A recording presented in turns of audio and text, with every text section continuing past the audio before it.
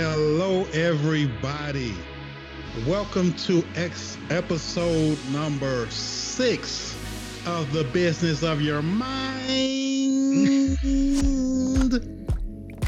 show. Now, I know y'all miss me. It's been a long week, Got a lot going on around here. We got the election going on. It's looking like the next debate we might have 2 senior citizens fighting. So I'm hoping that we get out of 2020 in one piece. And when we get out of 2020 in one piece, we got to make sure your mind right. Matter of fact, your mind need to be right now because of everything going on, right? We got COVID, we got the election, we got, craziness going on. So I just want y'all to realize that the most important thing that you need to be focused on is don't let all the noise distract you. The noise is just a distraction, and those that can calm their minds, quiet their subconscious mind, just quiet everything, are those that are going to win come 2021 and beyond. Just stay focused. And y'all know my story, 2018, mom died, divorce and all this other stuff. But thankfully, I've had individuals like the gentleman that I'm going to bring on here very shortly. He is a friend of mine that puts up with my when I'm not even the best version of myself. And that's real, and I appreciate this guy and I love him. And having him on this show is a treat. His name is Andy Neary. I feel like I need to be saying super Neary or something like that. I need to have he's like a superhero to me. I mean, I'm just being honest with y'all. Andy Neary is a former professional baseball player, 2-time, I believe, 3-time badass Ironman finisher, business coach, and founder of the Complete Game Coaching Program. Andy's mission is to help business professionals build the mindset, habits, and rituals off the field that lead to an all-star performance on it. It's about developing a major league mindset. As an undersized athlete, Andy's ability to master the daily habits and rituals helped him far exceed expectations on the pitcher's mound. He attributes all the work he put in when no one was watching to a successful college career and the opportunity to pitch at baseball's highest level. With discipline and accountability, anything is possible.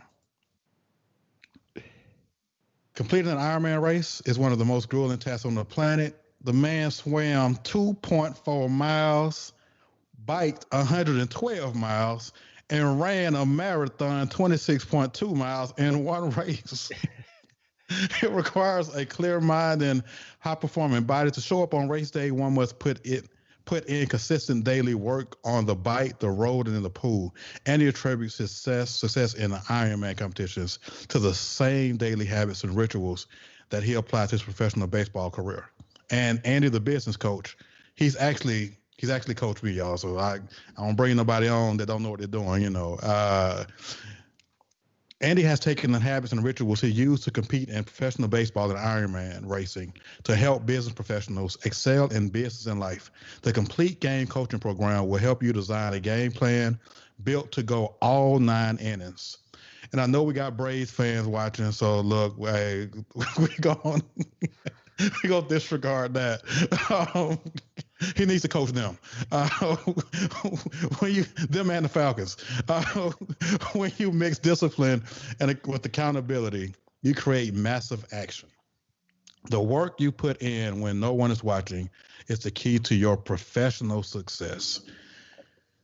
Without further ado, we're going to introduce the baddest I know.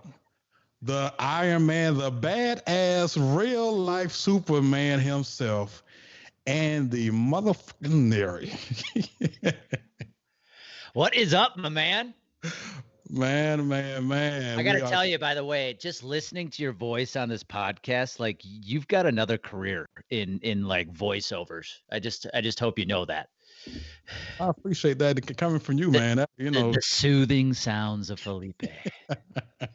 Well, that's the way I get the latest, Andy. Come here. I know you're sleeping. Come here real quick. What's going on, man? Man, everything, man. Just blessed to have you, man, to have you on the show. Man, I know I don't know if your ears have been ringing a lot, but I talk about you a lot, brother. I appreciate that. You have no idea the impact that you had on my life. And I just wanted to sow that seed back to you and to everybody watching. Just to introduce a awesome human being, man. Like, you are just a phenomenal person. And thank you. With that being said, man, can you just tell the people a little bit about you, where you're from, Yeah, just absolutely. Tell them the Andy story. Yeah, I'll make this the cliff notes of my story is I'm the definition of average, Felipe. Like, you go look up the average height of a male in this country is 5'9". I'm 5'9". Grew up in an average family. Like, you know how people had that rough, tragic childhood? I didn't have that. Like, I had a normal childhood. My parents were 2 teachers, great human beings, great parents. So I always feel like there's the people out there who live that life sometimes struggle, because you always hear about the person who overcame all this adversity as a child and abuse and all this stuff, and they've now have made they've achieved massive success. And those people out there, like, I actually had kind of a normal childhood, I think, struggle. And so that's my story. Is there was one place that I excelled, and that was on the baseball field.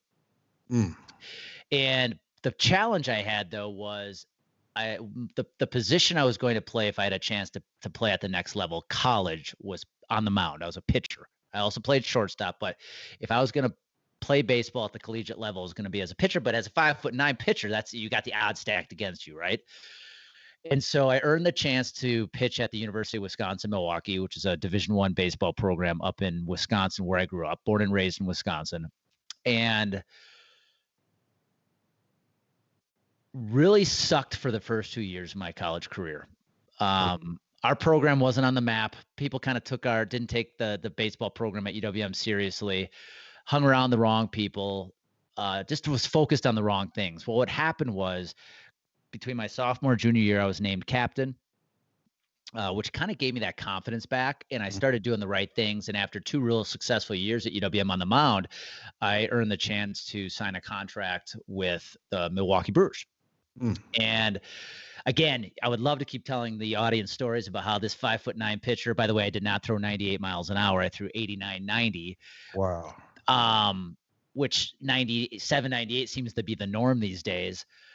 But when I got to pro baseball, everything that made me successful up to that point, Felipe, I went away from. So time management, daily habits, the mindset was the worst. My whole life, I've excelled in baseball, but when I got to pro baseball, I saw myself as that average kid. I was playing on the field with guys from big-time colleges, right? LSU, Georgia, Florida, Wichita State, you name it. And I didn't see myself as equal. I was playing with guys who signed contracts for millions of dollars. Didn't see myself as equal. And in fact, if I could share a story, this kind of summed up my pro baseball career. I was pitching up in Helena, Montana for the Helena Brewers. And we were playing in Missoula, Montana. And I can remember coming into the game, I was a relief pitcher in pro ball. And I was coming in, grabbed the balls from our head coach, our manager, I shouldn't say head coach. And I started warming up on the mound like a pitcher does, right, when you come in relief. And as I'm warming up to get ready to face the first batter I'm going to face, I can remember this stadium filled with 5,000 to 6,000 people starts chanting at me. And little by little, the chanting gets louder. And after the third warm-up pitch, it's so loud, it's hard to ignore what they're saying. What they're chanting at me is, how can you pitch when you're 5'6"? And it's funny to talk about it now, right? The whole crowd chanting, how can you pitch when you're 5'6"? Wow. But in that moment, what happened was my mind listened. They said, I was like, yeah, who am I? I am only 5'9", not 5'6". I don't have an overpowering arm. I wasn't a high draft pick. Like, what right do I have to stand on this mound and face these guys who have some of the best talent in the world? And that really led to why my pro baseball career lasted as short as it did. Fast forward, I'm in business. I'm now in this thing called insurance, right? We none of us get in this world by design. No, not at all, brother. All the things that affected me in pro baseball stayed with me. So comparison, right? Constantly compare. Here's the thing about pro athletics that people might not understand if you didn't play the game, play at that level, is you are literally judged every day by stats. Like in pro baseball, you are competing with your teammates to get promoted. Coaches are competing to get promoted. Umpires are competing to get promoted. Like literally everybody on the field is competing to get promoted. So that stuck with me, the constant comparison, the constant judgment, the striving to always want to be better, never being satisfied. So the first 10 years of my sales career in insurance, I was terrible. What changed it for me, Felipe, this is where the chapter I'm in today started. Back in 2014, Amy and I decided to move to Colorado. And I went to work for a health insurance agency that I was, get this, I was going to be the first producer they really have ever hired. Oh, wow. Before me, it was this kind of account managers. If they sell something, each and every year, great, but we're just going to manage the book we have. Right. So I'm now a new sales rep. They have no idea what marketing is. They have no budget for marketing. And now I'm in a market and no one knows who I am. And so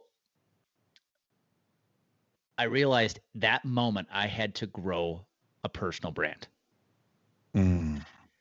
Now, what I didn't tell you in this story, and I skipped over, was between 2007, 2012 is when I did the Ironman racing. Okay. Now, here's the important lesson from Ironman racing, Felipe, is what I realized in looking back at it. I got really competitive. I got really good. But the reason I got so deep into Ironman racing was it filled a void in my life. I didn't like my job. I had no girlfriend, wasn't happy, but dang it, I was an athlete, right? I could do Ironman and beat people's ass, and that made me feel good. And I look back, and that's why when I stopped racing, I had a girlfriend, Amy, the girl I'm still with today, the woman I'm with today. Okay. I had a job I loved. Right. Life was good. I didn't need that competitiveness anymore. And so fast forward again, we moved to Colorado, and now it's time for me to grow my personal brand because I'm in a market nobody knows who I am. Right. And this has led me to the coaching I provide today, is because I realized in order for me to win business, I have to do a couple things right. I have to get back to my time management. I got to lock that in. I have to have my daily habits mastered. But in the business side of things, I have to have a good brand, a personal brand. I have to know who I'm going after. I have to know exactly what I'm saying to them. And I have to be able to share that more than anybody else. And that is what has led me to what I do today, which is the coaching. I have literally taken what I've done the last 6 years, and I teach insurance, financial advisors how to do the same thing. Yeah.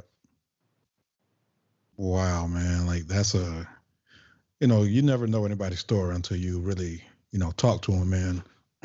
Now, I do want to say this. I love stories, so I hope your audience likes stories. Oh yes, please share. You said in the intro, and I don't think I've ever shared this publicly, so I'm going to share. You're the first. Yes. So you said a 3-time Ironman finisher, right? I'm actually only 2-time. I competed in 3 races. The third one I didn't finish because I had a hernia. Okay. So here's what happened. This your audience will laugh their asses off at this. So I had battled with a sports hernia all summer, racing in the Ironman in Wisconsin in September. So come race, I'm like, I can do it. So I get off the bike, which you mentioned was 112 miles. Yep. It's now time to run the marathon. The marathon in the Wisconsin Ironman is 2 laps, 2 13.1 mile laps. Okay. I'm coming in to finish the first lap, and my hernia pops out. And I'm like, oh, what happens is it slowly gets more and more painful, right? So I'm about ready to come back into the first turn to go back out, and I see my parents, I see Amy, and I see some friends all standing there, and I'm like, ooh, this is a perfect spot to start to pull over, right, and just lay down for a second. Well, irony has it that I lay down, and next to my family is a doctor. So she comes over and she's like, hey, what's wrong? And I was like, I got a sports hernia that I'm dealing with. I'm going to lay down, see if it's going to be okay. And she goes, well, you mind if I take a look at it? Now my girlfriend's standing, so this doctor literally, Felipe, goes to look down my shorts. Wow. And I'll never forget. She looks up at Amy and she goes, "Are you okay if I do this?" And Amy goes, "He's been sweating for 6 hours. If you want to look down there, go right ahead." So Yeah. long story short, I get back up, try to run. I go about another 3 miles and I couldn't do it. So you said 3-time thank you. It was actually only a 2-time. The last Ironman, unfortunately, I wasn't able to finish. Okay, so because I just remember us talking about it, I was like, wait a minute, maybe this hasn't been updated. Maybe he did one last week or something, Yeah. the COVID Ironman or something. I was like, so man, that is phenomenal, man. So Yep. like what like I'm sitting here listening to you going, you did an Ironman to fill a void. I'm like, I get a cheeseburger to fill a void. Some French fries, like, oh man, I'm sad. Let me grab a bag of chips. This man did an Ironman to fill a void. Like, how did you prepare for, like, how do you get ready for an Ironman? Yeah, that's the hardest part. Yeah. People don't realize the race is the easy part, believe it or not. Basically, I'd been doing triathlons for 5-6 years at that point, and I had some friends who did an Ironman. I'm like, I can do this, and so I started training. The first year, I just trained on my own, kind of printed some stuff off the internet, like workouts to do and stuff like that. But by that third one, I'd gotten really competitive, and I said, okay, I want to take this seriously. My goal this summer is to qualify for Hawaii, which is like the ultimate. That's the championship race in Ironman, is to do it in Kona, Hawaii. So I hired a coach. And to give you an idea what it's like to train for an Ironman, if you're serious, like if you are trying to compete at your peak, so the hardest weeks of training, you are probably putting in 22 to 25 hours of workouts in a week. Right. So there would be weekends, and the coach had designed it because he knew I worked and I couldn't just work out all week. My weekends, literally on Saturday, I probably had normally a 5-hour bike ride, 4 to 5 hours, followed by an hour to 2 run. Wow. And the same thing on Sunday. And so weekends that summer, I always tell people, when you do an Ironman, the person who should actually get the trophy is your spouse. Because that whole summer, Amy didn't see me, or I would get done with a workout on a Saturday and I was destroyed. Right. And now she wants to go and have some fun, and I'm like, right. I'm tired, I'm dead, right? And so, yeah, it is. I mean, if you are committing to being competitive in that race, it is the number of miles you have to put in. If I went back and logged how many miles I put in over the course of the summer, it blow you away. I mean, I can only imagine, because I mean, you're training to do, first of all, 3 different things, right? So you're training to run, you're training to ride a bike, then the swimming, I would probably think is probably the hardest part. Yes, it's what scares most people. Yeah, right. Because the fear of death is one problem. If you get in the middle of the ocean and you cramp up or something, or a lake or whatever, because when I saw the guys when I was in St. Croix, I was telling you earlier, I was like, I think I might want to do that. I was like, man, if y'all go and run first. And here's the part that really scares people about swimming, especially when it's your first one. Like a first one, a lot of people do most of their training, as I did, for the swim in a pool. Well, when you're swimming in a pool, you have lanes, you see the bottom. You get into a lake, and you're out in 40, 50, sometimes 100 feet of water, and you cannot see the bottom. That freaks people out. I could imagine, man. I mean, man, I commend you on that, man. Yeah. But to be honest with you, one of my things is that I do want to, at some point, I'm 44. I don't have a lot of time to do this, but I want to be in the best shape of my life. Yeah, absolutely. And I want to do that. I want to be able to compete in, if I want to do an Ironman, I want to have the endurance, the stamina, the mental, the mind. My mind needs to be right, because I feel like when you're accomplishing things like that it just makes you an unstoppable human being. Yep. You know, And I think I'm glad you brought that up, because people always say, well, triathlon's 3 sports, right? It's actually four, and I could argue 5. Number 4 is definitely the mindset, right? Because you have to understand that day of the race, it's going to be one long day. We talked about this offline. If you're competing and you're good, you're between 9.5, 10.5 hours, but you have 17 hours to complete the race. Right. And the other thing that people forget about on race day is the 5th skill is your nutrition. Because if you're going to race for 10 to 17 hours, you're obviously eating and drinking and all that throughout the race, right? Because I think the statistic I read is in an Ironman race, you're burning about 10,000 calories. Wow. And so what are you putting back into your body throughout that race to make sure that you can perform at your best? And if you don't do that right, that can literally blow your whole race. Man, so it's like, so now you're having to eat right for how many months? I mean, you're not eating steaks and Actually, you can, because you're training so hard, you just need to shove the calories in. That's, dude, you want to eat whatever the hell you want, go train for an Ironman. That's the beautiful part. Oh, yeah, because if I go think about this, Felipe, if I go do a Saturday workout in preparation and I'm biking for 5 hours and I have to go run an hour afterwards, how many calories did I just burn? I have to replace that. Man. So you have to shove a lot of crap in your mouth to replace that. Man, I think you may have just motivated me, because I find the wing joint on this side of the town and find my other favorite wing joint on the other side of town, and I will run in between, and I'll be ready. Y'all hear that? So look, y'all see me eating, 50 chicken wings twice a day. I'm preparing for Ironman. Don't judge me. Don't judge me. There's your response. Let it go. I'm preparing for an Ironman, man. Right, that's it. I ran all the way here. Leave me alone. Man, that is phenomenal, man. How did you get into did you grow up with a passion for baseball? Yeah, so I grew up in a baseball family. So my dad played college ball. Good, not great, but he was a very successful high school baseball coach. So I played for him in high school, which, being the son of the high school coach is an experience unto itself. But yeah, just I always had his mentorship, his knowledge. As a kid, I was the bat boy of the high school team, so you're constantly surrounded by the older guys, and that actually played a big role in my life, Felipe. I was one of the youngest kids in my neighborhood, and we had a ton of kids in the neighborhood. I always was hanging around the high school guys because I was my dad's bat boy. So just constantly being around the older guys allowed me, growing up, I had no difficulty always playing up. So when I was playing baseball, I was usually playing against guys 2-3 years older than me. Okay.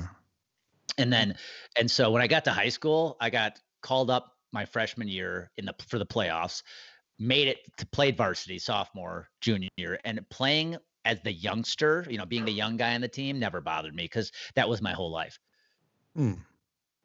So I might have to have you speak to I've got a 4-year-old that's like the size of a 2-year-old.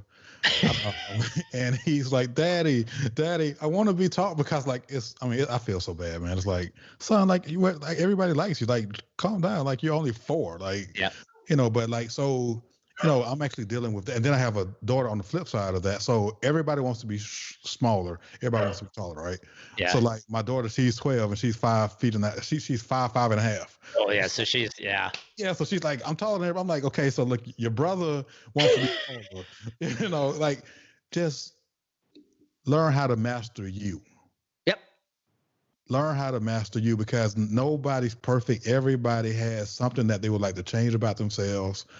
And just master you. So getting into that, I really want to dive deep tonight, excuse me, and us being able to dive into those habits that, as an athlete, a lot of us mere mortals don't have, because I feel like I perform at a high level in business, but there's some things that I need to, I'm not gonna sit here and act like I'm just, I wake up in the morning at 5 o'clock and 6 o'clock I'm doing, like, no. I do have certain habits that I do daily, but we could all be better. So how do you feel that your athletic background, your background in baseball, growing up in a household where I'm pretty sure it's probably kind of regimented because of your dad being a coach. How did those habits translate to you being able to? Because I feel like you take advantage of damn near every opportunity that that's put in front of you, especially now because of the things that you have gone through, the mind shifts and stuff. So what are some of the habits that you took from your childhood and from just being a professional athlete? Yeah, great questions. First I'll say I was blessed. My dad was not one of those dads that push that you see with some parents these days, where they've got their kids in everything and it's so regimented. I was fortunately not, part of that with my dad, which was I still thank him for. But the habits, I mean, I'll steal a quote from one of my favorite books, The One Thing. The reason most people don't achieve success, Felipe, is they can't handle the monotony success requires. Like getting up every day and showing up consistently to do the boring crap day in and day out that makes you successful. People don't like doing that. And people want to be Tom Brady throwing the touchdown in the Super Bowl, LeBron James hitting the game-winning shot. But they don't want to do all the work those guys do every single day. That sucks. And so the number one thing I always tell people, if I have one superpower, it's consistency. It's showing up every day, just doing those little things day in and day out that lead to success. Now, the key is they may not lead to success tomorrow, but they might lead to success 1 year, 3 year, 5 years from now. Right. And I always tell people, like, when they see these athletes that are at the pro level playing at the highest level in the world, it's always that, well, that must be nice. Well, you got to remember, like, I played pro ball when I was 21, 22 years old. Right. I started playing baseball when I was 4. Right. Took 17 years to get to pro baseball. Mm-hmm. If you really think, and it's the same in business. You're not going to come in and be an overnight success. Absolutely. But you got to show up every single day to do the same things day after day after day after day that are going to ultimately lead to that success. Right. And it's having that ability of when everybody else gives up, you're going to keep going. So there was a story that you told during the pre-show that I want you to share with everybody regarding, just so everybody can kind of understand who you are, but some of the things that you dealt with, because you mentioned, being average, what I'm saying? But you told us about when you were, I think you were pitching for the Brewers. Yep. And what the crowd was chanting. Yeah. And that chanting, that affected me, man, because what it did to me, and this is where my mindset wasn't in the right place back then, is when you have, again, not just one person typing in a social media post, how can you pitch when you're 5'6"? Right. Because one post on social media locks people up these days, right? Yeah. But I had 5,000 people chanting that. And so when I allowed that to just hit me, that made me tell myself, yeah, you're right. You're freaking average, man. Like, who the hell are you? And so I think now let's equate that to business today, right?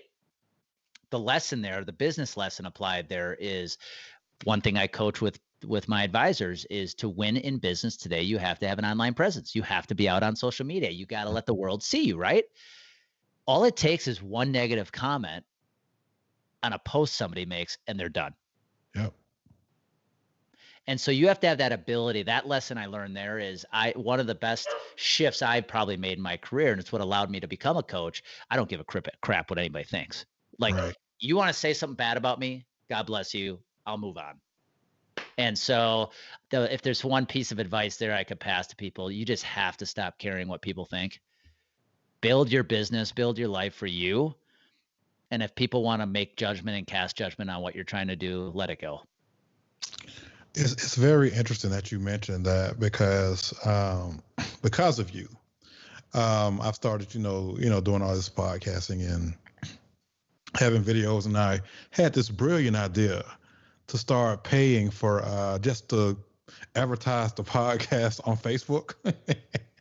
And like, I got some of the rudest comments ever. Like people like, I mean, people were coming on my page. Who are you? Why are you on my page? I mean, and it was not this nice. Like they were like nasty. Yep. So but I realized, I said, don't worry about these people. Yep. Like they're not. And I remember you. It was you and what's the other guy's name that you all doing some work with? He's posts an insane amount of content on Talking about LinkedIn. Frank Mangert. Yes. And he had mentioned, and I also heard, I think Gary V mentioned, don't worry about the damn comments. Like, don't worry, like, just block out everything and just go. Like, don't. So, how do you do that? Yeah, that's a great question. It's funny you bring up Gary V. You know, I think today most people know who he is, right? Some people like him, some people hate him. I love the guy. He's taught me a lot. He's been one of the best mentors I've ever had, Felipe, that I've never met. Mm-hmm. So one of the best things I did for my coaching business in the last 18 months is I've made it a morning habit that I wake up, I grab my coffee, get in my ice cold shower, and then I come watch every morning. I watch a Gary V video. Because if you know who he is, his YouTube video, he has new content every day. I mean, and you talk about posting a massive amount of content. Now he's got a team of 30 people doing it, but Right. so I watch my Gary V videos, and doing that for 18 months, day after day after day, you start letting that stuff get into your subconscious, right? And that's one of the things he's always preached over and over is don't give two craps what people say. And here's the deal. If somebody's willing, think about this. If somebody's willing to take to the keyboard and make a negative comment about you, how bad must their life be? Right. That's the only reason. Right. People who live a good life, people who are happy, who are successful, do not take the time to cut other people down. They don't. So if somebody's cutting you down, just look at them. If you can't physically see them, but just say, man, I feel bad for that person because they must be in a bad spot right now. So I guess you could kind of allude that, because I'm always telling my kids that, when they come home, so and so picked on me because I was tall, so and so picked on me because I had a big head or whatever. Like, look, most of the time, the child that is picking on you, or the person, is the most insecure person in your class. Yep. Absolutely. So they're projecting their negative self-image onto you. And once I learned that we're just projecting, like people are always projecting stuff onto you, that then like you stop giving a fuck. Yep. Like you really just stop caring. So it's like, with you saying that, I mean, that's, one of the things, and I think it's difficult with social media because like you got what I call these keyboard gangsters, they, people that wouldn't say anything to you in person feel emboldened, on social media, which I think is the bad part of social media, which is why, like, even in this country, while we're, it feels like we're in like a blood or crip war, when it comes to political affiliations, which we're not going to get into on the show at all. But, it just like everything is so divisive, and people can just, tweet or, or comment on your post and then either block you, or, they can, like, it's just such a microwave type of way that we're interacting right now, and people can, without even thinking about what they're doing, leave a message and then boom, they're gone. Yep. Well, and I think that's a rule of thumb I hope everybody lives by. If what you're about to post on social media in any way, shape, or form could negatively impact somebody else, don't post it. Right. Yep. What is that? What good does that do for anybody? Right. And so I agree. There is so much divisiveness and hate out there right now, right? That just play your part. Everybody wants to see a better world right now. I think we could all agree with that. So just play your part and use social media for good. Use it to throw positivity out there. Mm-hmm. So yeah. So didn't mean to get off on a tangent, but no, that's good. It's an important topic today because absolutely. Again, don't go political with it, but why people can't debate anymore? It's either my answer or you suck. Right. Yeah, you're right. And it's sad when you really think about like where we are, because you know, every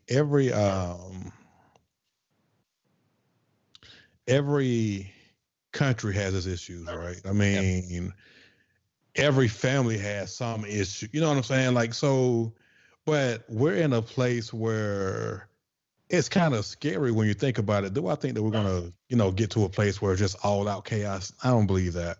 Yeah. But I do think we're gonna see an uptick in some things, Yep. you know, regardless of what happens. Like we're fucked either way. To a but certain but extent. but what that should make everybody do that's listening, that hears that and goes, "Oh yeah, you're right." This is why you have to over-index on positivity right now. And that's the one thing you can control, Felipe. You can control the environment you're in.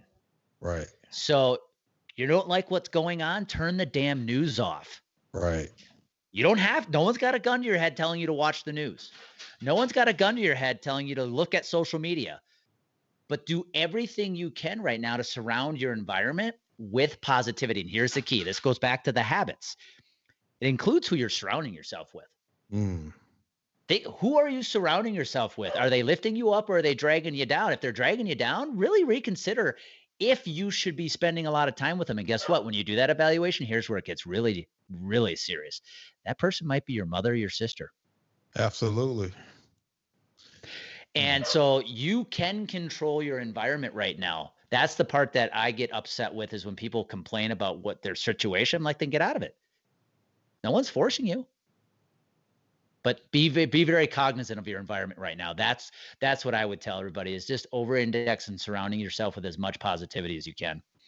So last week we actually talked about it was the power of relationships, and we've got So you hit, that's one of my hot buttons. I feel like that's probably the number one thing is I mean, a lot of the cliches that we hear, you're the sum of the five people that you hang around. I mean, that stuff is real. It's like, and it's, even, and I was sharing with everybody last week that, it was people like you that I would talk to when I was going through my own adversity that didn't let me wallow in my, my mom died, I'm going through a divorce, and I think my dog is sick. It was, you all brought another perspective, to it. And when, just like you alluded to earlier, the whole thing about about people that have gone through things. So, you know my story. Yep. And I remember you telling me, like, man, I had an awesome childhood. And at first I was like, then I was like, but then you put a whole other spin on it. Because, and now I'm seeing that, of course, going through, I was like, man, Andy, man, no, I would have traded my life for yours in a heartbeat, my parents. But now it's like, okay, now when I speak to people, I'm saying, no, everybody has their own road and path. You know what I'm saying? Yep, absolutely. And what you had, and the adversity you had was different than mine, but everybody goes through some stuff. Well, and I learned that lesson really, really well this past week, because I went on a men's retreat about a week ago, and there were 10 of us, 11 of us. And it was a bunch of high-level dudes, Felipe. And I had some insecurities, right? When I signed up for it, I'm like, I guarantee I'm at the bottom of the totem pole here with success. These are going to be high-level dudes. Right. There were guys in that group, I know for a fact, one colleague of mine in that group, that he and his wife make well over $10 million a year. Mm. So here I am comparing myself to them. But you know what I learned when I got to hang out with them? Like you just said, we're all on our own journey. And guess what? We all got our own shit. Yeah, absolutely. So don't compare yourself to others. Everybody is on their own journey. Yeah. Just focus on yours. And that's the one thing that, a lot of people don't really realize, is that you may envy somebody, but you have no idea what they're going through. And that's another reason why I started this podcast. Because I was like, I need y'all to realize that I am not Superman. I'm not Black Panther or whatever it is that you think I am. Like, no, do the work. And to your point earlier about the time, like I've been in business since 2001. I didn't start getting recognized until 2016. Like that Yep. was a long time Yep. to be doing something and not really nobody knowing who you are, and then all of a sudden, bam! Now when it hit. So with that in mind, I started this question earlier, but I went up on a tangent. My apologies, Yep. brother. But so what are some good habits that you have or that you believe that anybody can have in their life to help them reach their maximum performance, or to what I call you becoming the epitome of yourself? Yeah. So a couple of things I teach. Number one, you have to own your morning. You have to, if there's one part of your day you can control, Felipe, it's your morning, right? And so even if we have kids in the house, I get it. Amy and I don't have kids, so I can't relate to that. But my morning routine is very simple. I wake up, Amy and I make some coffee. I jump in an ice cold shower. That is a little known fact that it wakes you up. It's good for your immune system. It's actually a really good trick and tip for people who are trying to maintain good health, is to jump in an ice cold shower every day. It really does work. Then I go in and I watch my video, as I told you. Then I do breath work.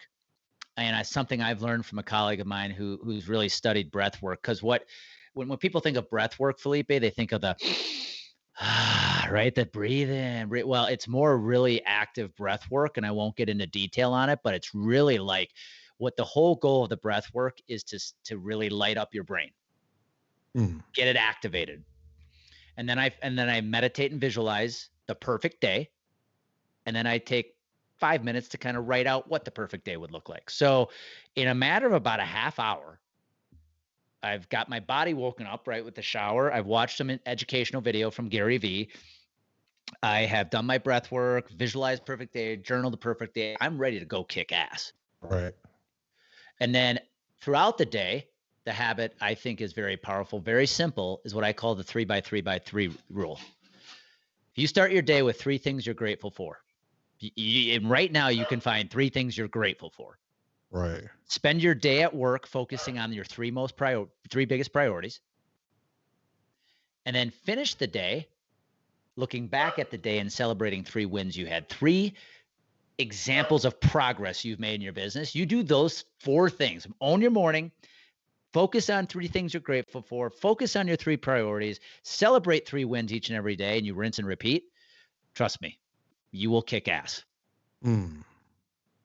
But again, it's now having that ability to do that day after day, week after week, month after month.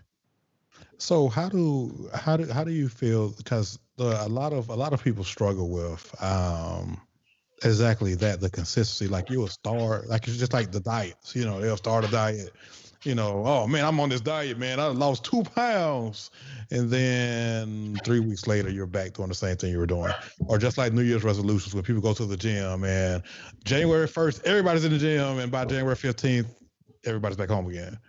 So how do you break that pattern in your life? Do you have any suggestions regarding that, as far as, are there things that you have done to psych yourself out?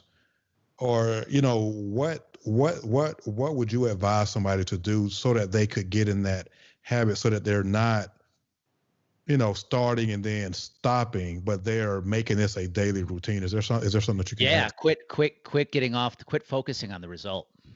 Because weight loss is a great example. Yeah. I laugh. I'll say this probably comes off the wrong way. I laugh at those people who have to show the world they're exercising again.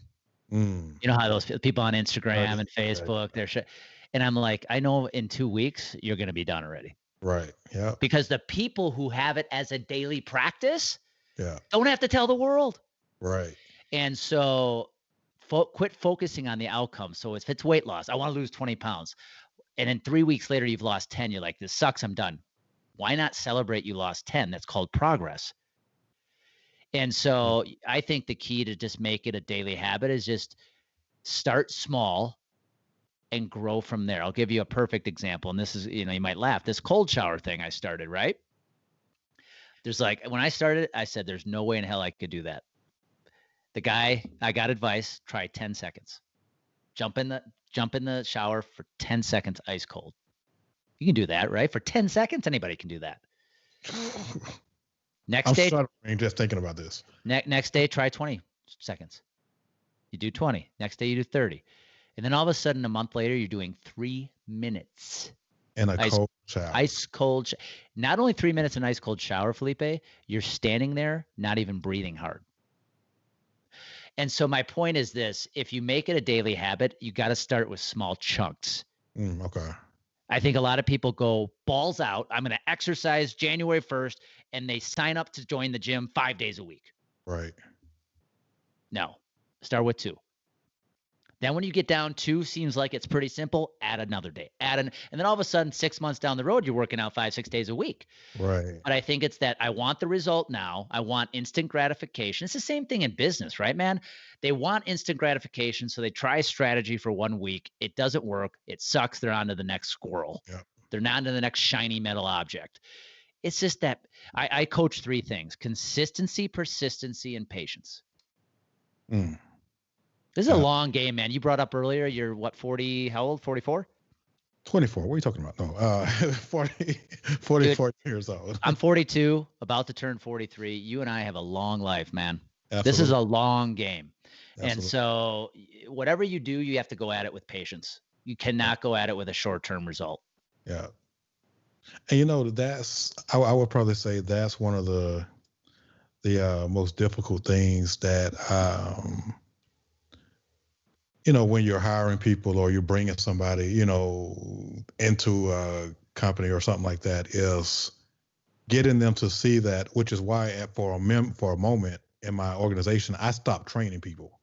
Because when I go out, you're looking at somebody who is polished.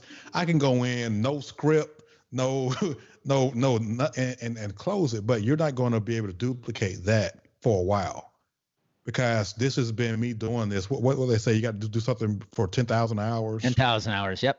And then you're considered an expert. So with that, you only have 30 seconds or 5 minutes or an hour. So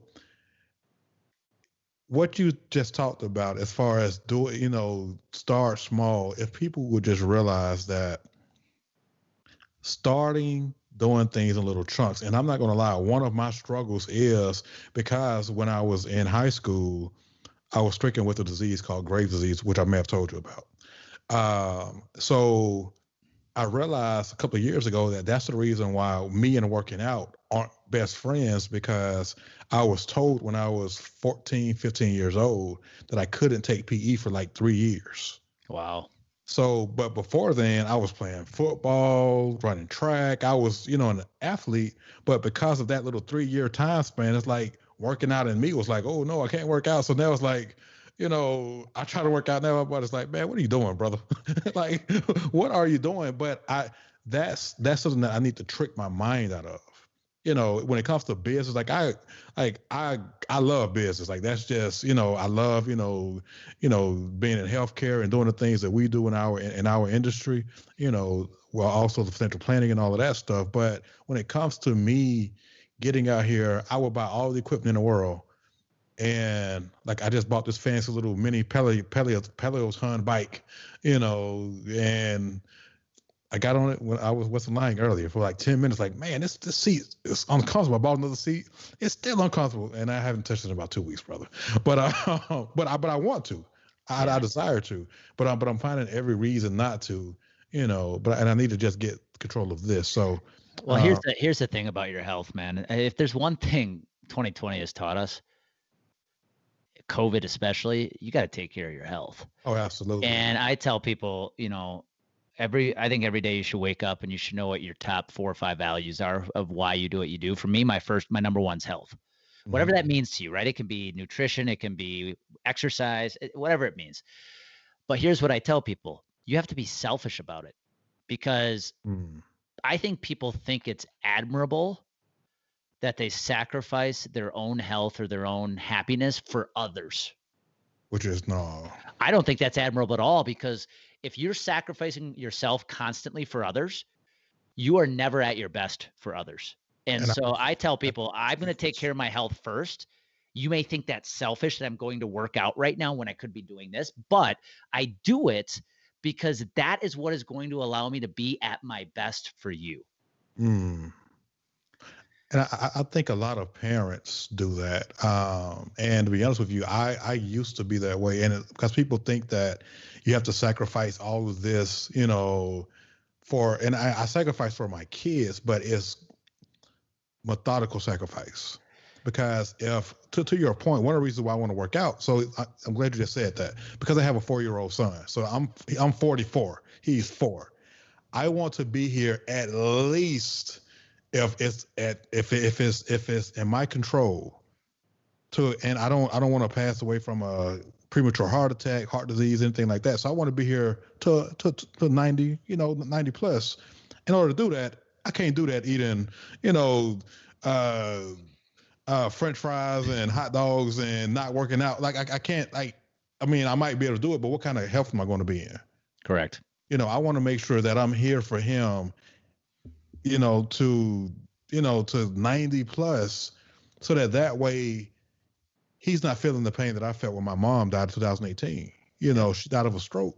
She had high blood pressure. She died at 65. So, you're 667, sorry. But so when you look at it from that perspective, I feel like that kind of sacrifice, now I'm sacrificing me not eating or doing whatever lazy habit I'd had and working out. That's a good sacrifice. But to sacrifice, and because a lot of the time the sacrifice, what we're calling the sacrifice, to me is an excuse. Yep.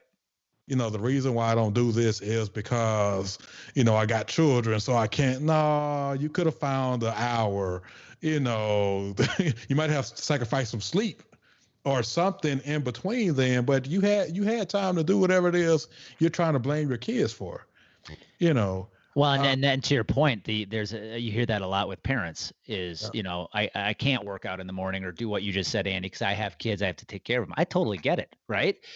What's stopping you from getting up a half hour earlier, though? That's it. Nothing. That's and it. I think what people don't realize is the power of, I heard this one time and I forget what he called it, the power of time shifting. So if you are a 10 p.m. to 5 a.m. sleeper, yeah, and you're like, Andy, I don't have time, I've got kids to take care of in the morning or whatever, what's stopping you from becoming a 9:30 to 4:30 sleeper? Just shift. Right. And so little tweaks like that, the beauty of time is we all have the same amount, right? It's just how you use it. It determines how high you go. Right. Man, you are dropping some bombs. Man, I knew about having this brother on, man. You've got me after 6 p.m., man. I'm normally not in this rare form at 6 p.m. So we got to keep this going. All right, let's go, brother. Like I knew bringing you on, man, that you would be a blessing to everybody watching, man, because you are like one of the most admirable people, just from a pure human standpoint, if that makes any sense. I'm probably saying this wrong. You. And I see Michael Hart just chimed in. He always does. Yeah. I haven't seen you in a while, brother, but I hopefully I'll see you soon, sir.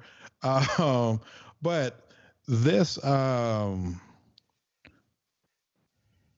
every time I talk to you, like I come away with something.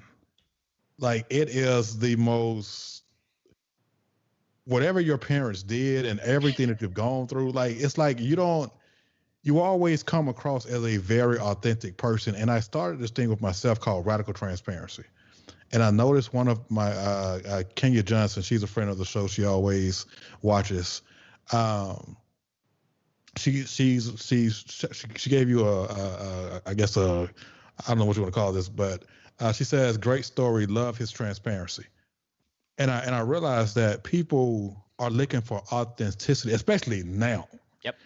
Like people want to know you've been through some, because right now, the majority of the world, especially in this country, is going through, like people are scared as hell, So I always tell people that my 2020 was my 2018. So I feel like that was preparation for, we didn't know this was coming, but like 2020 is nothing to me, because I'm like, man, like I was to the point of close to suicide, So with that, having you on this show, man, is a blessing, man. So keeping with that same train of thought, what do you do when, or what advice do you have with anybody that's struggling with self-doubt? Oh, welcome to my world. That's what I'd tell them. No, I mean, I appreciate the kind words about the authenticity, but it took me a long time to get there, Felipe. I want people to know that. Like, I spent way too much of my early adult life thinking I had to be somebody else, because that's what everybody told me to be, right? And so, man, self-doubt. Here's again, you want to get transparent here. I'm a coach. Coaches need coaches, right? I was struggling with self-doubt myself this year. And because I have a lot of good things going on with the coaching world, but for you have those days as an entrepreneur, you wake up and you're like, do I even know what the hell I'm doing? Right. Yeah. And it hit me. I realized that I needed a coach back in my life because I'd gone like a year without any kind of coaching. And I'm like, here I am telling people they need to hire a coach, and I don't even have my own damn coach. That's hypocritical, right? And so I'm like, who can I hire? Well, I ended up realizing a good friend of mine who she used to be a former professional golfer, and she's a complete badass. She's actually a self-confidence coach. And so that to me has been something that has been a magnificent transition for me, is to have somebody that like that in my life helping me uplift that confidence each and every week. But not everybody's going to hire a coach. So what I want to tell people who deal with self-doubt is, number one, everybody deals with it. Absolutely. I think you need to realize you are not alone. Everybody goes through those doubts. We see it a lot in the insurance industry, Felipe, when advisors aren't selling a whole lot. Yeah. Hello 2020, right? There are a lot of advisors way behind their sales goals. Yeah. And I think the thing I tell people is when you're struggling with self-doubt, and I did a video about this a long time ago. For me, when I was dealing with self-doubt, my happy place in high school and college was the mound. I look back like in high school, and that was the one place I felt invisible when I was a pitcher. Like when I was on that mound, like I can go back to times in high school when I knew who I was pitching against, teams. I'm like, game over. Like I'm just gonna go down the mound, do my thing. I mean, where your confidence is like a 12 out of 10, right? Right. So if you're struggling with self-doubt, find little wins, get some momentum. Life is momentum. So I'll give you a perfect example to give you maybe some people some context here. I'm coaching an insurance advisor right now who he's had a lot of success with small businesses. Okay. Built a wonderful business over time working with small business. Well, now he wants to write bigger businesses, as do all of us, right? And now he's not winning as much. So guess what happens? Self-doubt creeps in. Right. And I told him, I said, you need to go back. I want you to do this. I want you to go back for a month. I want you to focus on small groups because you need some wins and you need some momentum to get that confidence back. And he went back. I think he ended up writing 3 or 4 pieces of business, small groups. And guess what that did? Momentum starts churning again. Yep. Now he's a different guy. He's got the momentum because here's what happens. When you have clarity and you couple that with confidence, you're unstoppable. And you are willing to take action after action after action. And so when you don't feel like you have a clarity around what it is you're trying to accomplish, right? That's when the self-doubt creeps in. Why did I have self-confidence from my coaching business? I didn't feel like my game plan was that clear. And so start with the clarity, figure out what it is you're doing, get some momentum going with small wins. That's why every day focus on 3 wins, because at the end of the day, everybody goes through it. And at the end of the day, I guarantee whoever's listening in, you know what the hell you're doing. You're good at what you do. You just need to spend time every day recognizing that. So with that, a lot of times that self-doubt will be accompanied by procrastination. Yeah. So what advice do you have for that? I'll go back to the formula. Clarity plus confidence equals action. Okay. When you have clarity, you gain confidence. And when you pair the two together, you are willing to do anything. And so I tell people this: if you feel self-doubt and procrastination setting in, it's because you don't have a plan. Mm. You don't have any clarity around what it is you're trying to accomplish. And so the best way I tell people to gain this clarity, if you don't have a coach, you're not working with somebody, is I want you to go pick a point out in time. So perfect example is right now. Let's pick the end of the year, right? It's October 21st. On December 31st, what's one goal you want to accomplish? Okay, write it down. Now, in order for you to hit that goal, where do you have to be on Thanksgiving? What for you to sit on Thanksgiving when you're stuffing turkey down your mouth? Where do you have to be at with your goal to say, I'm on track to hit my December 31 goal? Okay. Now, where do you have to be by the end of this month, which by the way is like what, a week and a half away? Right. Where do you have to be on October 31st to be on pace to be on track on Thanksgiving, to be on pace at the end of the year? Now you know that. Okay. What do you have to do this week to hit that goal by the end of the month? And then what do you have to do today to hit your goal this week? Reverse engineer whatever end date you have for your goal, all the way back to literally what you have to do today. And now you know exactly what you have to do today, and there's that clarity. And now you start taking that action. But the problem is, people with goals, we've all been guilty of this. I was that guy that set that huge goal at the beginning of the year, right? $10 million. I'm going to sell $500,000 of insurance, but I had no game plan. Right. It was just this fictitious number I threw out there. So by March, I'm looking up at this goal going like, oh my God, that seems so high. Right. And I was already defeated. But if you break it down into literally, in order for me to be had $500,000 on December 31st, what do I have to do today? Now it's digestible. Now it's realistic, and you will now take action. So if you are procrastinating right now, set a goal, reverse engineer it back to what do you need to do today to hit that goal, and just start taking one step at a time. And that would, because the next question was going to be regarding overcoming bad habits, but I kind of feel like you answered that. Or do you have anything that you want to add to that?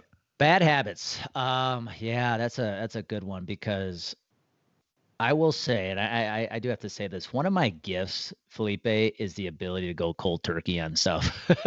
So if I catch myself with a bad habit, I'm pretty good at just saying, I'm done. I'll give you an example. Like, maybe I've been having too many cocktails the last couple of weeks. To be able to say, you know what? No alcohol for the next 3 weeks. That's not hard for me. Right. And so some people, it's a big time struggle, right?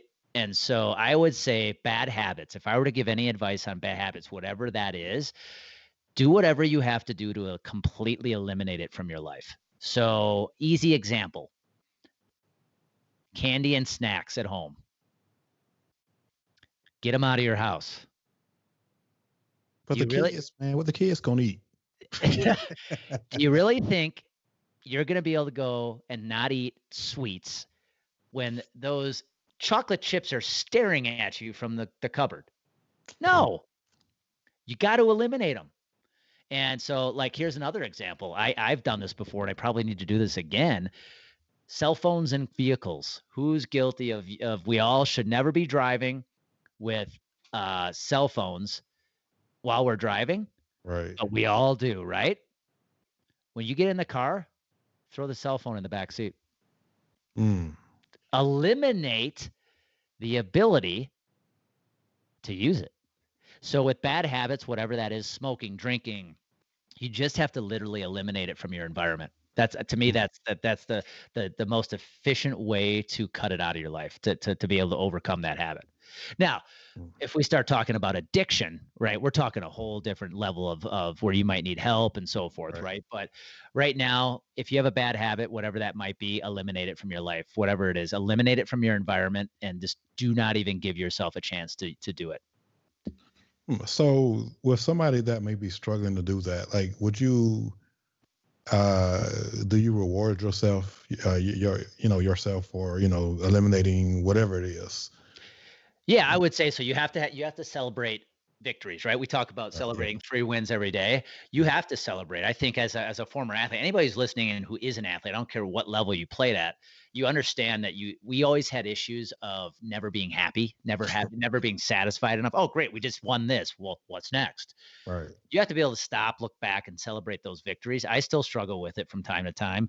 So I think, yes, if you're trying to overcome some bad habit, set a point out in time that says, if I accomplish this, like by not doing whatever this is for a week, on day 7, I'm going to reward myself by doing this. Okay. Now, hopefully that by this is not, I'm going to do that bad habit. Right. But you celebrate with a big dinner with your girlfriend or wife or husband, or, put some kind of carrot out there. Right. A couple weeks out to say, if I do this, here's how I reward myself. Now, where a lot of people go with bad habits is they go the other way. They go the stick.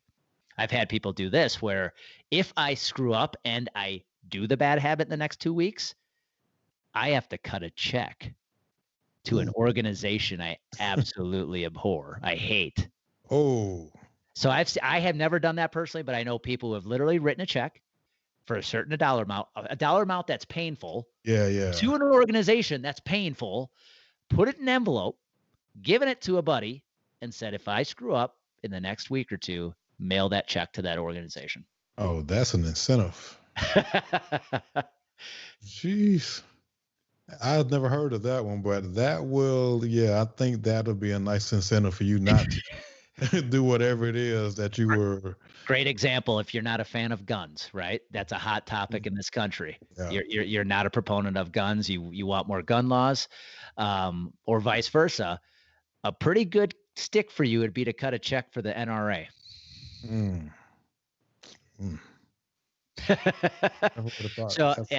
So whether you want to use the stick or carrot, I prefer the carrot approaches, but you gotta set out some kind of benchmark out there, reward to honor yourself, that when you do celebrate, take the time. When you do achieve it, take the time to celebrate. So man, this is phenomenal advice, man. Look at some of the comments over here, man. Everybody's loving you, man. I told Andy before the show started that he was going to be the new host, so it's looking like he's. Well, you know how we shift this really quick? We shift them from fans to like, who the hell is this guy? Here's what we say, Felipe. Hey guys, if you're from Atlanta, what the hell happened to the Braves? Oh, right. That's so yeah. 3-1, guys. 3-1. Man, Atlanta sports teams are like the masters of setting the wrong damn records. Like go from football to that. I mean, but look at the Braves in the 90s. It was the same thing, man. Like they won one and then kept best going. Pitching staffs ever. You talk about some teams I admired being a pitcher. Those Atlanta Brave teams of the early mid 90s with Maddox, Avery, Glavine, Smoltz. By the way, can I tell a quick funny story for the Brave fans out there? So Amy and I were in Hawaii last year, and we were at this resort, and the whole weekend I had sworn I'd seen these famous people, these athletes, these celebrities, and she's like, not even close. Like you'd Google them and you'd be like, wow, yeah, not even close. So Amy and I are in the pool at this resort. And you know how you lay up against the side of the pool like this, and we're just chatting, and I'm looking at the guy laying in a chair straight ahead of me by maybe 7 or 8 feet in front of me. And I'm like, Amy, holy shit, that's Greg Maddux. And she's like, what? She doesn't know who he is. She's like, whatever. So I go, no, it is. So I walk up, and I, as quietly as I can, because I don't like to be the guy that makes a scene. I'm like, hey, right, you're Greg Maddux, right? He's like, yeah. And I said, well, I don't want to make a scene because obviously you're here to relax and enjoy yourself, but I just wanted to thank you for everything you did in baseball, because you gave guys like me hope. Because remember, he didn't throw very hard. Yep. He wasn't a big dude. Nope. And he's also one of the best pitchers in history. Right. So for a guy like me who's undersized, didn't throw very hard, I looked up to a Greg Maddux and said, it's possible. Here's the best part, Braves fans.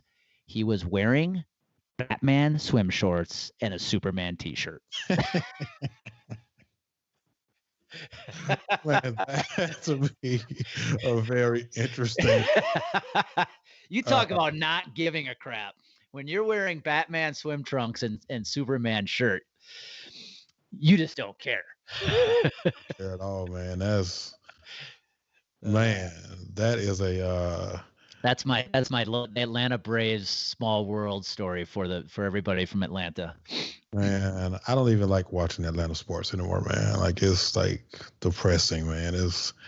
You just never know what's about to happen. Like it's always because did you watch the did you watch the playoffs between the Braves and Snippets, not much, but snippets, yeah. okay. So like I think it was game 3, and somebody correct me if I'm wrong, but like they were down like by 15 points in the first inning or something. They gave up 11 runs in the first inning. Yeah. It was like I'm like, what is? But they were dominating. The first few games. And I'm sitting there going, like, what is going on? Like, I feel like there's a curse in Atlanta, man. Like, there's something going on here where we're just not supposed to win. So we got to happy about the soccer team. But think about that. That is, I know this isn't a sports talk show, but like, think about how many pennants the Braves won in a row in the 90s and early 2000s, and they've only won one World Series. Right. That's my point. It's like they should have been the Yankees of the 90s. Correct. Yep. Easily. Yep. The Falcons, we're going to go with the Falcons. The Falcons, had they finished their damn job in the Super Bowl, like I feel like that would have made them, because they still have they have all the talent in the world on the team, but the coaching is just horrible, man. So it's like, but look, I will tell you this, man. I've grown up an NFL fan of the 80s. Let's remember the Falcons were terrible. Absolutely, yeah, absolutely. But then they had Glanville, Neon Dion, Bad Moon Rising, the Dirty Bird. They had some entertaining dudes playing football in Atlanta. Yeah, but entertaining don't win Super Bowls. And then all those guys went on and got rings, rings elsewhere. Yeah. Yeah, I mean it's the pits, man. And I'm born and raised here, So it's like, you're sitting here watching sports, like, man, we're finally gonna go to the promised land, and boom, every time it's like clockwork. But man, it is the saddest thing in the world, man. And you're the first sports guy that we've had on, so we can talk sports the rest of the show if you want to. But so speaking of that, so for all of my anybody that's a fan of Atlanta teams, we got people from across the country on this, but we broadcast live from Atlanta. So for anybody that's on this live that's from Atlanta, that's dealing with, because one of the reasons why I started detaching myself from my sports teams was because I started noticing that they impacted me. So I love this conversation. I know where you're going with this. Yeah. Here's what I told when COVID hit sports. The first thing I said to my sports buddies, I said, listen, this is going to do so much mental health damage to this country that nobody is going to talk about. Why? Because Atlanta Falcons crazy fan Bob, who hates every aspect of his life, except Sundays to watch Falcon football, and he ties his whole self-worth to what the Falcons are doing, and now he can't watch them. It's going to be bad. And so the point is, I think one thing that we as American sports fans have to be careful of, that's why I never use the word we when I'm talking about teams. I'm not on the team. Absolutely. Yeah. It's them. I root for them, but I'm not on the team. Yeah. The point is, watch them as a fan, but please do not let your happiness be tied to their success. Absolutely. It is, at the end of the day, it is entertainment. And you're watching millionaires, for the most part, that they're still going home, getting paid, you have a check, and you have not reached their level financially. So they're okay when they go home. Like, I mean, of course they hate that they lost, but like, they're not, you're depressed and they're in the club turning up to, later on that night. So if you go, I mean, that advice you gave regarding that, if there's anything else you want to add on top of that, because I think that is very important. I will actually say, now I'm going to actually probably say something counterintuitive to what I just said. But at the same time, in saying that, Felipe, we do have NFL football, right? Yeah. I'm a Wisconsin Badger fan. They're playing their first game this Friday. Sorry if I know I think the producer, one of the guys in the show is a Penn State fan. I'm sorry about that, man. I'm a Badger fan. But at this point in time, honestly, as a diehard Badger fan, I could give two craps what their record is this year. Right. At least they're playing. Absolutely. And so, you think about NFL, like there's some bad teams. I think about the Jets. Aren't the Giants and the Jets both like 0-10 combined? I believe so, yeah. But at least they're playing football. If I'm a sports fan today and I'm complaining about my team, I need some perspective. Absolutely. You at least get to watch it.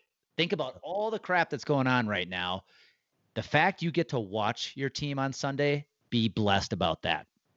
And I believe that's why they brought sports, why they were so, I know one of it was for revenue, but they realized that you could not, because for those months when we were all on lockdown and all you saw on TV was old 1980s games and they might show bowling. I was like, man, does anybody want to watch this? Like, so they had, because sports is it's ingrained in our culture.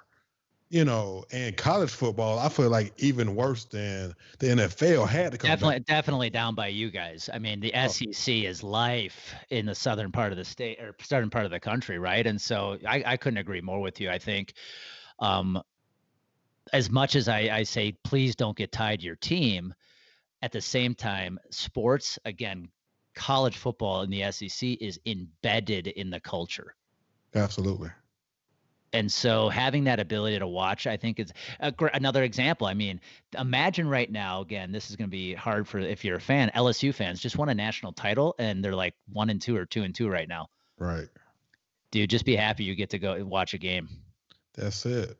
I don't, because we have no idea. If there's one thing 2020 has taught us is there is uncertainty everywhere.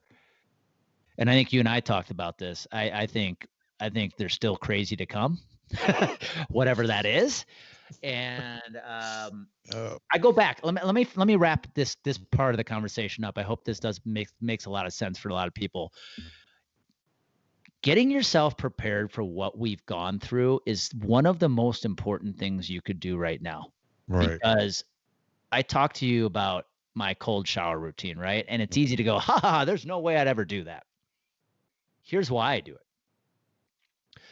What's the first reaction you have when you step in an ice cold shower or jump in an ice cold lake? Right. Right? You go, yeah. But if you can teach yourself to literally step under an ice cold shower and sit here like this, what happened when COVID hit? What did most people do? Yeah, right. The people who worked on this, who've been working on this, they went like the mindset. Yeah, sorry, I'm pointing to my head. The mind. When COVID, you do that at the end, by the way, I just let you know when COVID hit, they went like this. I got this. That's why mindset's so important right now. Whether it's jumping in an ice cold shower, whether it's doing the daily stuff. So many people are freaking out with the unknown right now. But I promise you, if you've been working on your mind, it's all good. You're going to be just fine. Because that's the one thing you can control right now when everything else is uncertain. We got this asteroid that's apparently hitting this world the day before the election. Right. I saw that. This country looks like a dumpster fire. You can always control your mind. And so put as much work as you can right now into your mindset. That's it. Because if you can make it through this, you're going to be able to make it through anything in life. So and that's really what I was alluding to earlier was I feel like for all intents and purposes that like 2018 like for me was my preparation for this to help people. You understand what I'm saying? Like, I mean, because 2020 is like, I don't know if there's been a year in world history that has had this much just craziness. Like, I mean, it's like you're in a Jumanji movie. It's like somebody like recently I've been telling people somebody needs to tell the Mayans their calendar was 8 years off. Right, absolutely. Because they said the world was going to end in 2012. No, I think the calendar meant this year. 2020, right? Because like, there's what else can go? And when I saw that, I saw that same post or article regarding the asteroid. I was like, man, you got to be kidding me. Is this even real at this point, right? Right. Like, I feel like we have now been embedded with reality shows for what, 20 years? Yeah. We are all now living in one right now. Yeah, this is with the worst real-time script. Like, I'm like, who is writing this script? Like, who would have thought we have had everything happen like in this short amount of time? Like, it is just crazy. Yep. But to that point, man, you having control over your mind is extremely important, because we are going to get through this. We are going to get past this. Whatever's going to happen, it ain't going to happen. It ain't going to last forever. So we all have to be in a place to where if you can get through 2020 without going crazy and letting the media and just everything, the real and unreal and COVID and all of this, you should be an unstoppable person coming out of this. I'm going to leave it by saying this. And again, I know you might not like curse words on the show, but I do have to say one.